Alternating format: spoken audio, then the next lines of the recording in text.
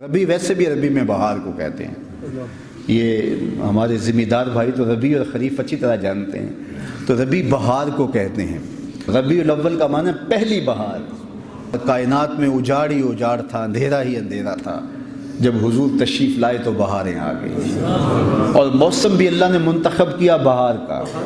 جب کلیاں چٹک رہی تھی، غنچے مہک رہے تھے، کائنات میں بہار چھائی ہوئی تھی.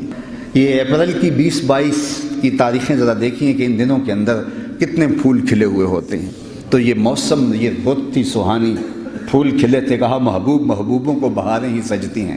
جب کلیاں چٹک رہیں گی، گنچے مہک رہے ہوں گے، کائنات میں بہار چھا رہی ہوگی، آپ جانے بہار بن کے آ جائیں. اور پھر جب حضور تشریف لائے، علماء نے لکھا ہے، اہل سید نے لکھا ہے کہ درختوں کے پھل اس سال زیادہ آئے جس سال حضور آئے.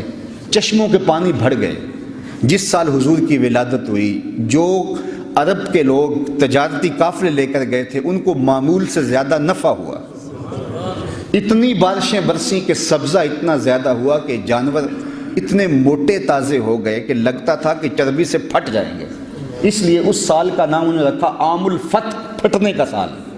کہ اتنے موٹے تازے جانور ہوئے کہیں پھٹ نہ جائے، تو وہ عام الفتح بھی اس کا نام رکھا. چونکہ سن ہجری کا آغاز تو دور فاروقی میں ہوا ہے، تو پہلے نام رکھتے تھے سالوں کا. تو اس سال کا نام عام الفیل بھی ہے.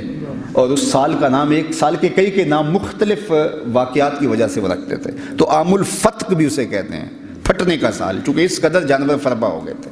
اور اس کا ایک نام اور رکھا انہوں نے، سنۃ الفتح والابتہاج، فتح، کامیابی اور مسکراہٹوں کا سال. چونکہ عرب کے اکثر لوگ اپنے ہاتھوں سے اپنی بیٹیاں زندہ درگور کر دیتے تھے. اللہ تعالیٰ نے اپنے محبوب کی ولادت کے سال کسی گھر میں بیٹی پیدا نہیں کی، بیٹے ہی تقسیم کرے. کہ حضور رحمت بن کے جا رہے ہیں تو کوئی باپ اپنی بیٹی کو زندہ درگور نہ کرے. ناگہاں ساکن ہواؤں پر روانی آ گئی، اور چمن کے پتے پتے پر جوانی آ گئی. آج زانوئے ازل نے صبح پہ انگڑائی لی، اور مسکرا کر ایک کرن نے ہاتھ میں شہنائی لی. مخزن اسرار قدرت کے امی پیدا ہوئے، غل ہوا دنیا میں ختم المرسلی پیدا ہوئے. محمد مصطفیٰ آئے، بہاروں پر بہار آئی. زمین کو چومنے جنت کی خوشبو بار بار آئی. خرام ناز پایا آفتابوں نے، ستاروں نے، چٹک گنچوں نے پائی، داغ پائے لالا زار. تو عجیب رنگ تھا، عجیب آہنگ تھا، عجیب جمال تھا. کیفیات کا کیسا جو ہے وہ نور پھیلا ہوا تھا کہ ہر سمت روشنی ہی روشنی اور اجالے ہی اجالے ہو گئے. سیدہ آمنہ سلام اللہ علیہا فرماتی ہیں، جب حضور کی ولادت کے لمحے قریب آئے تو آسمان کے ستارے میرے گھر کے اتنے قریب آ گئے کہ مجھے لگتا تھا میرے ویڑے میں گر پڑیں گے. اللہ اکبر. اور فرماتی ہیں، خرج منی نور ادا لہو قصور الشام، میرے بطن سے پھر ایک نور نکلا، اتنی روشنی پھیلی کہ یہاں مکے میں بیٹھ کے میں نے بصرے اور شام کے محلات دیکھ لیے.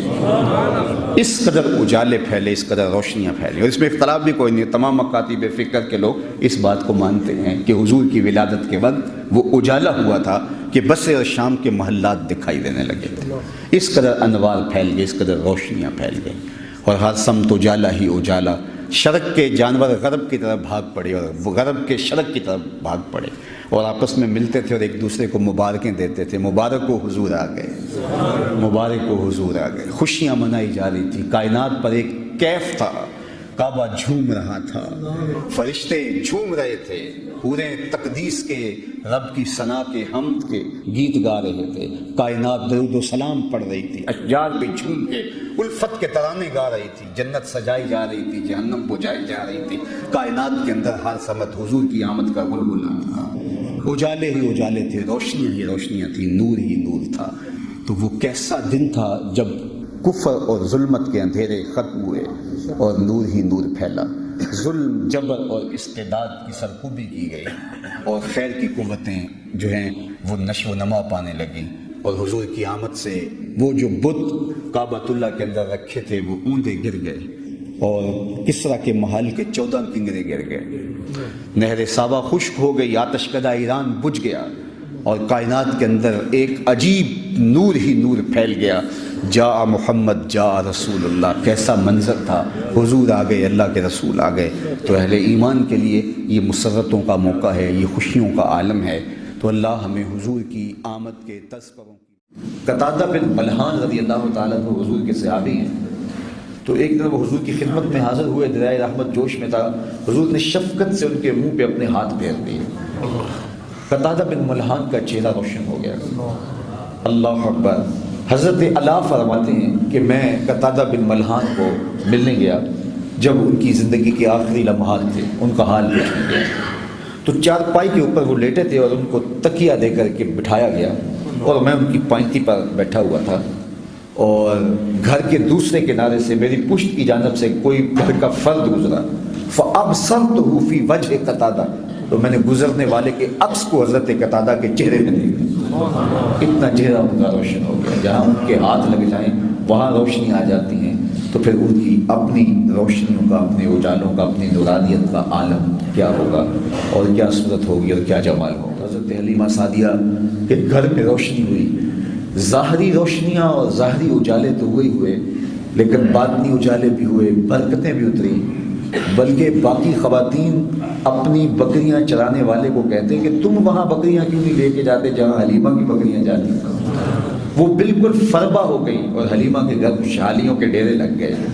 اللہ اکبر۔ وہ کسی نے کیا کہا کہ حلیمہ دا چھپر کھجوری دے تھلے، حلیمہ دا چھپر کھجوری دے تھلے، پورا بچھالے نوری مسلے، پورا بچھالے نوری مسلے، فرش تو لے کے عرش تک پہ گئی دہائی، حلیمہ نے لٹ لی خدا بھی خدائی۔ وہ سارا دن تو صحراؤں میں گھوم لیتی تھی، اسے جب بھوک لگتی تھی لبوں کو چوم لیتی تھی۔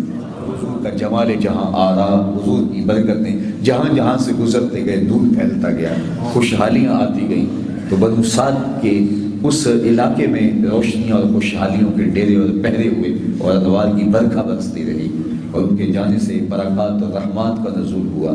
تو وہ بچے بچپن میں، لڑکپن میں، جوانی میں، بانگپن میں، ہر لمحے میں نور بانٹتے رہے، اجالے پھیلاتے رہے، روشنیاں دیتے رہے، جہاں جہاں سے گزرتے گئے نور ہی نور پھیلتا گیا، اجالے ہی اجالے